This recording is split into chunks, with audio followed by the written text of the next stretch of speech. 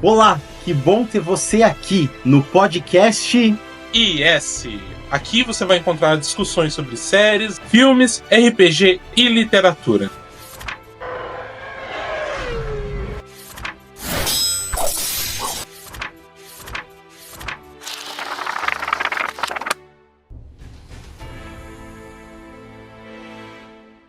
Olá pessoal, começando mais uma edição do podcast IS. Eu, que vos falo, Ellison, estou aqui junto do Cris. E aí, pessoal, que bom ter vocês por aqui.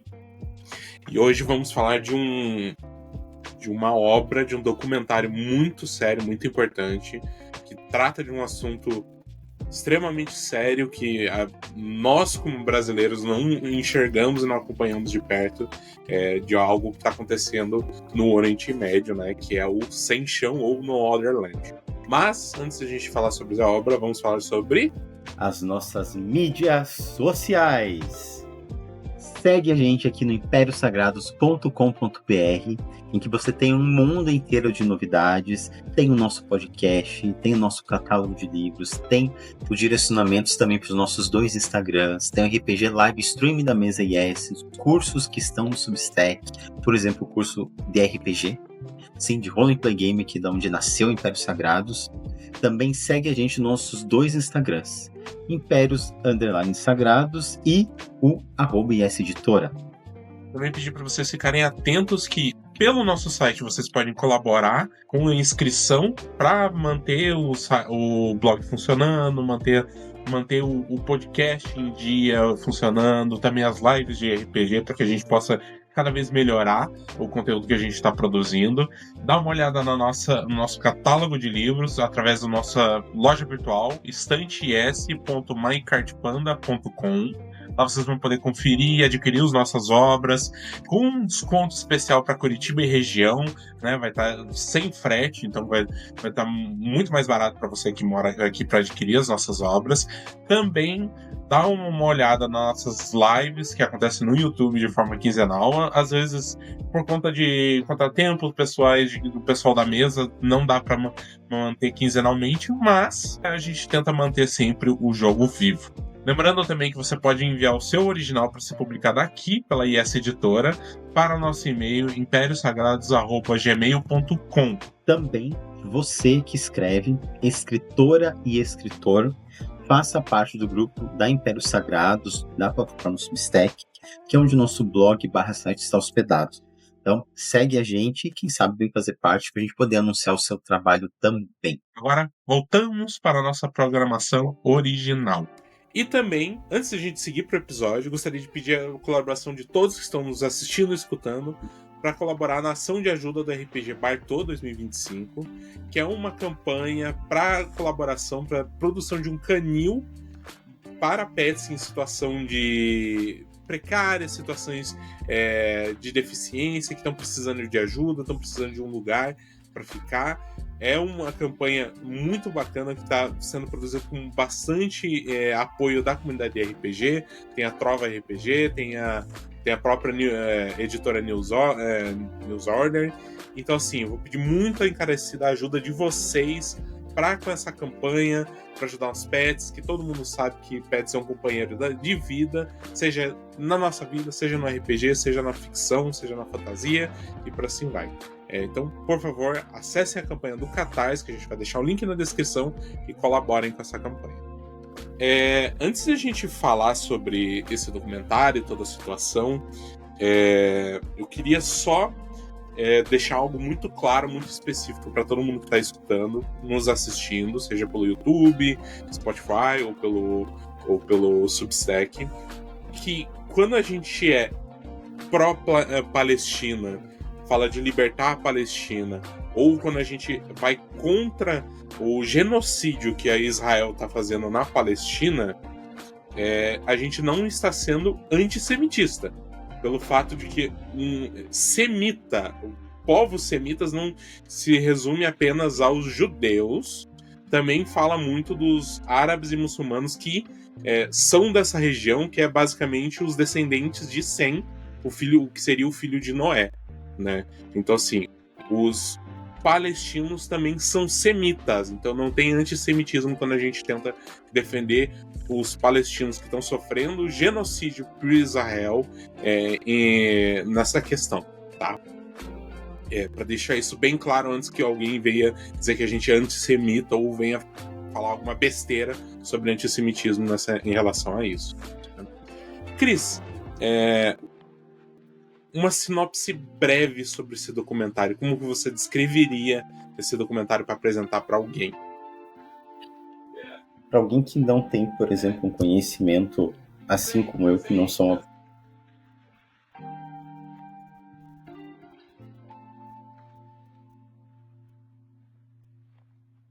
Desculpa, Cris.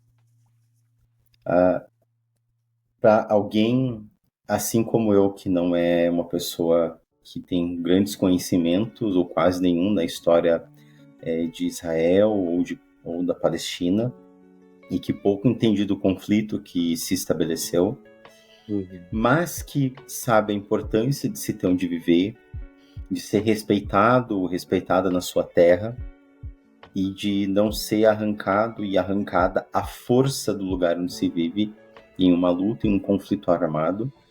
Eu penso que talvez a melhor maneira de apresentar esse documentário é falando da dor do que é de não ter lugar para onde ir, de ter os seus direitos políticos arrancados à força e de nenhum tipo de Estado ou ajuda vir em seu socorro ou auxílio. É literalmente se ter e se sentir em um lugar sem chão. Acho que fala muito, assim, de uma ideia central do que passa, assim, né? É claro que o documentário, de início, para deixar bem claro, assim, na contextualização muito direta, o documentário, ele foi gravado num período de 5 anos, né? De 2019 a 2023, pelo Basil Adra e pelo Yuval Abraham, né? Que eles são um palestino que está vivendo diariamente com essa condição e um jornalista judeu que está acompanhando e está tentando lutar junto deles, né, nesse quesito, que ele trata mostrando da tentativa de desocupação e expulsão da vila ali de... Deixa eu puxar o nome aqui que eu esqueci ela, não. De Mazafir Yattah, ali na Cisjordânia, onde o exército israelense está demolindo as casas e expulsando o povo que vive naquela região, né? Então a gente acompanha esses 5 anos de demolições, de expulsão, de violência, de agressão, de perda de direito, de opressão verdadeira, assim, contra vidas humanas durante esses 5 anos, que claro que é algo que não acabou até hoje, que ainda está acontecendo, não só ali nessa região, mas em outras do Palestino, que está acontecendo em Gaza agora, nesse momento. Eu acho que nos últimos dias a gente está vendo a demolição sistemática da faixa de Gaza por Israel. Aqui, de novo, eu tenho muito receio de tocar em temas aos quais eu não tenho um grande conhecimento, mas eu gostaria muito de ir por um outro lado, pelo menos da minha parte, que é a parte do que é você não ter uma casa, você não ter chão, de um genocídio sistemático, certo? E um dos doutorados que eu tenho é focado na filósofa judia alemã Hannah Arendt, então, no qual ela teve um grande papel aí na articulação das questões judaicas, pelo menos no século XX, e eu penso que talvez a Hannah Arendt possa me trazer um pouco mais de um melhor conhecimento, digamos assim, uma questão que está muito longe de mim, no sentido, enquanto alguém que não é judeu, alguém que não é palestino, mas que vai de encontro, talvez, na condição fundamental que nós somos e temos, que é a pluralidade humana. Então, é uma questão que me toca, porque eu faço parte dessa terra, eu sou um ser humano, e eu não gostaria de me ver na condição, por exemplo, da família do Basil Adra. Então, porque é uma família que ela é despossuída de tudo. Qual o meu assombro perante isso e ver o documentário? é que a forma com que o Estado de Israel agiu e age, né, tirando todos os direitos, no caso ali, de que a gente vai ver, né, da aldeia, né, da cidade onde o Israel nasceu, é de que em Massa Feriata, é uma maneira muito do que a Alemanha nazista fez com os próprios judeus, despossuindo, tirando o direito de vir, tirando veículos, e acabando com a própria nacionalidade da pessoa, não é? Bom, eu acho que você falou a parte chave nesse quesito, assim. Muito daquilo que, assistindo o documentário, sabe, uma imagem que me vem muito na cabeça foi da lista de Schindler. Quando eles têm o gueto, que eles literalmente isolaram os judeus em um campo, em um espaço onde eles estavam, vamos colocar muito entre aspas, livres, mas para sair eles tinham que ter documentação. Da mesma forma que na Cisjordânia, um carro palestino, ou seja, quando alguém tem um carro na Palestina, alguém ali da região tem um carro, ele tem uma placa que diz: esse carro não é de um judeu, ele não pode sair da Cisjordânia, ele não tem essa autorização. Da mesma forma que para emprego, eles não têm liberdade, não têm condições para trabalhar.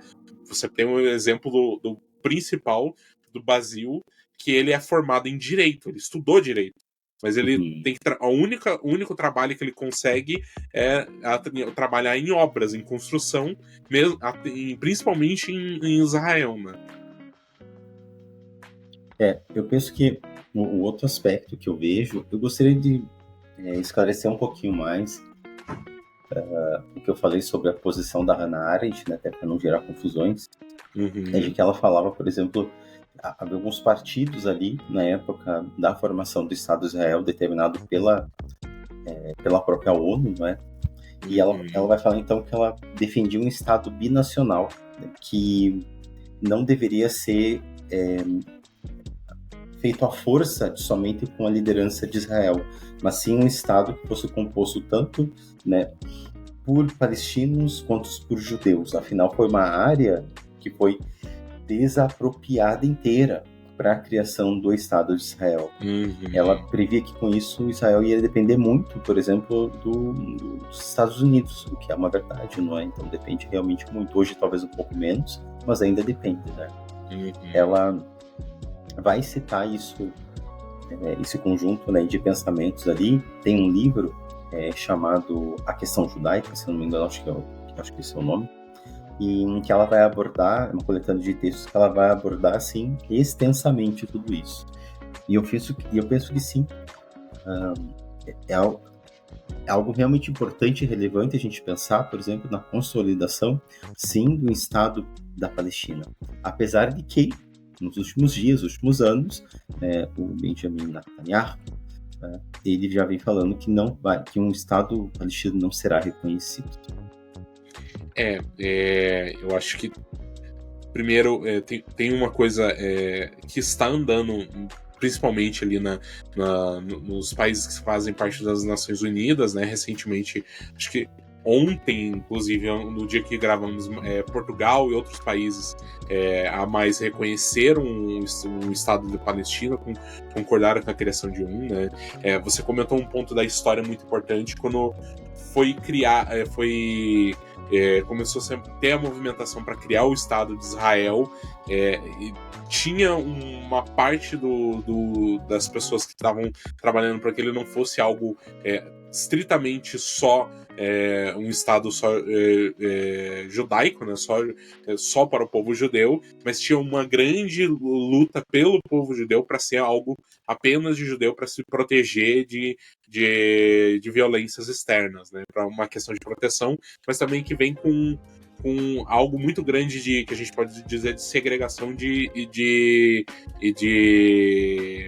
perseguição que Israel causou pelos povos que estavam na região. Para um contexto histórico, a questão ali dessa região, principalmente, ela é dividida, ela é palco central, principalmente das três maiores religiões, acho que talvez da atualidade, né? Pelo menos do Ocidente, né? A gente tem o cristianismo, o islamismo e o próprio judaísmo nesse sentido, né? Ali é o palco central, tipo, como terra santa de grandes acontecimentos religiosos para as três religiões. As três religiões são originárias dessa região, então no sentido que cada uma partiu a partir de um momento dos mesmos textos religiosos, e durante toda a história teve conflitos e lutas naquela região. Os palestinos e muitos dos muçulmanos e árabes que vivem nessa região viveram por séculos depois que depois que os judeus foram meio que expulsos dessa região por Roma lá no primeiro século ali, no século I, no século 0, digamos assim, né? Eu penso que quando a gente vai olhar para... Eu quero adentrar um pouquinho mais no documentário, sabe, Alisson? Uhum. Pra gente não ficar distante ou mesmo se baseando em coisas que a gente não tem realmente grande conhecimento. Eu queria reconstruir um pouquinho mais o documentário para a gente poder realmente aprofundar algumas noções ali. E o que eu quero dizer com isso? O sofrimento da família, né?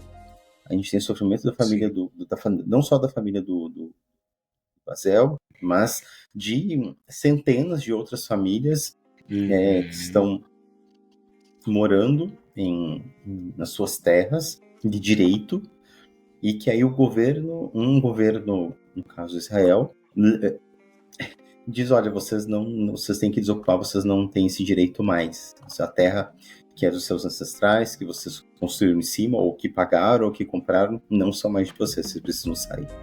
Uhum. Então, isso é um ponto. E é algo determinado pela justiça deles, nem sem envolvimento de Palestina e de representação local alguma, né? Exato, sem algo totalmente à parte. Uhum. A outra questão que eu vejo me chama muito a atenção. O pai do Bazel, o pai dele é ativista desde adolescente, talvez, ou como talvez o avô também tenha sido ativista, não no sentido como a gente conhece e tal, mas a alegria daquele pai, né? A alegria daquele homem que não desiste, né? Isso me faz pensar muito, por exemplo, até em termos de RPG, em algumas personalidades, né, como deuses, que a gente joga muito, ou o próprio Seth, que não tem essa alegria. Que não tem. Mas o pai dele é um cara que, mesmo preso diversas vezes, conserva uma alegria que talvez seja a alegria possível de ser considerada. Talvez uma alegria necessária para não cair no desespero, né, nesse sentido, né? A gente está muito nessa parte que acho que é o mais importante a gente focar tudo que está acontecendo com essas pessoas, a perda da vida, do viver e do aquilo que eles têm que suportar para continuar vivendo, né? Tem duas questões. Você tem tem duas perspectivas muito grandes, né? Você tem a família do Basil, que tá vivendo nessa situação, que o Basil, ele foi só no documentário, acho que teve umas 2, 3 vezes onde eles tentaram capturar, prender ele no meio da noite, e ele teve que fugir, se esconder no meio do nada, para que eles não prendam ele, para que eles não sumam com ele nesse sentido, né? E tem um momento no documentário, não sei se você bateu isso em você também, que ele chega uma conversa entre ele e o Val, né, que são o companheiro dele de câmera nesse momento, que eles estão conversando sobre casamento. E isso é algo que pode parecer menor, mas é muito significante quando ele pensa: eu não tenho cabeça para isso, como é que eu vou construir uma família, ter filhos nessa situação, o que eu vou dar para eles, né? E isso é algo muito assustador de você ter, das pessoas não pensarem em viver a vida delas, ter vamos dizer assim, a simples felicidade de formar uma família, em paz, em amor nesse sentido, e ter medo de fazer isso para não jogar os filhos e filhas nessa condição desesperadora, né? Isso me impactou bastante enquanto eu assistia. Ver ele lutando, mas ao mesmo tempo ele sentindo o peso dessa situação desesperadora, né? Eu acho que em torno ali de quando tem, eu acho que é Hassun, não me recordo o nome, ele é baleado. Harun, e ele Abu Harun. Isso, então ele fica tetraplégico. E o momento que a mãe dele, os jornalistas vão lá conversar com ele, novamente a mãe dele diz: olha, vocês já vieram aqui, não importa quem, não muda a condição dele, não está mudando a condição dele.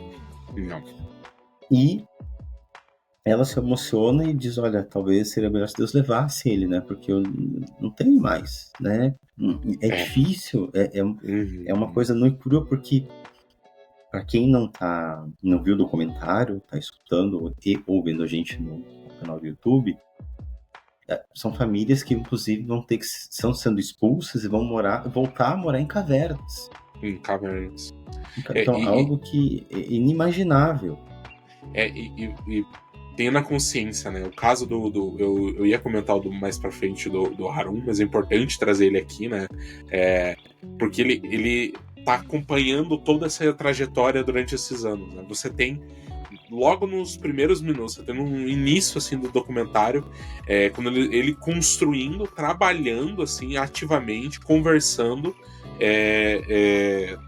trabalhando para reconstruir casas que foram demolidas, eles não permitiam reconstruir. Para depois ele ser baleado, ficar tetraplégico em câmera. O que é mais... tem uma carga muito forte, e esse ferimento que ele, inclusive, veio a falecer por conta dele, porque ele não tinha como ir para os hospitais de forma regular, porque carros palestinos não podiam atravessar certas fronteiras, certo? E ao mesmo tempo, ele com aquele ferimento tendo que se recuperar, ele tinha que viver no meio de uma caverna. Uma região árida. Não é uma floresta, é uma região árida. Quase um deserto, né? Tem outros aspectos ali no documentário também que eu fico perplexo quando eu tava assistindo, que uma coisa que eu não conhecia, né? Uma realidade que eu não conhecia. Eu não sei você, mas eu não tinha ideia. Não, eu também não tinha ideia, assim, né? A primeira vez que eu ouvi falar disso, e vem aquilo de como que isso nunca chegou pra gente em vários momentos da história, né? Para tudo!